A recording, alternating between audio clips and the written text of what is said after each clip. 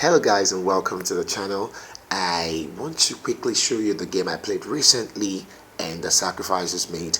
As you can see right here at the beginning, I'm black and my opponent is white. So black deploys the knight after the common opening e4, e5, protecting the pawn, and then white knight came the second time, and then the black came upward and white imitates the move, and then I think the next thing I played was the pawn to serve as protection. Then the whites went ahead to castle just to keep the king in safety. That was what its intention was, unknown to whites that I have a better move.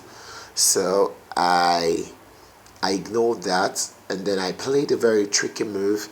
Yeah, a flank pawn. I'm sure some of you be wondering, why did I do that? Okay, so here comes a pin on my king, my knight and king.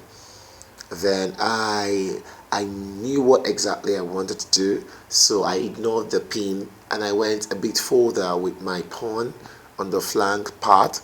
So I moved my pawn to h4. Then white became a little bit uncomfortable and then deploys the pawn to serve as a block.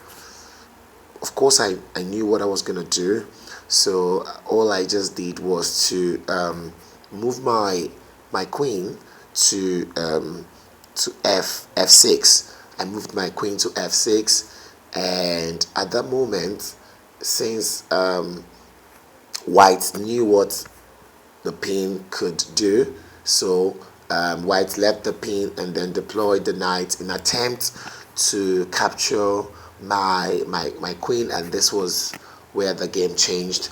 Then I just moved my queen straight back to g6. I moved my queen to g6, and then we have white deploying the attack on my knight. Yes, of course, who would not take this?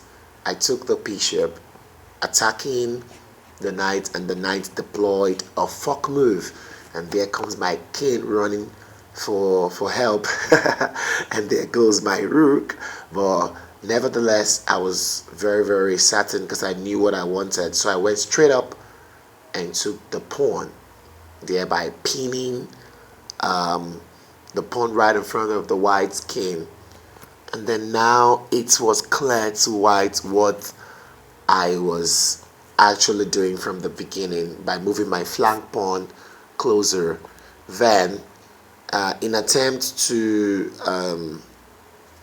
chase me off, white deploys 2 steps forward, but I ignored and I captured the pawn right there on g4.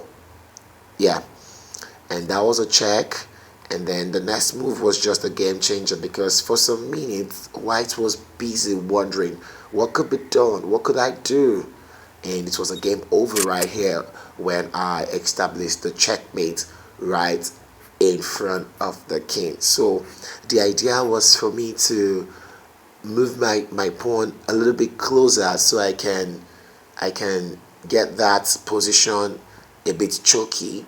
Then I kept my white square bishop active, because I was going to take that pawn right there at h5.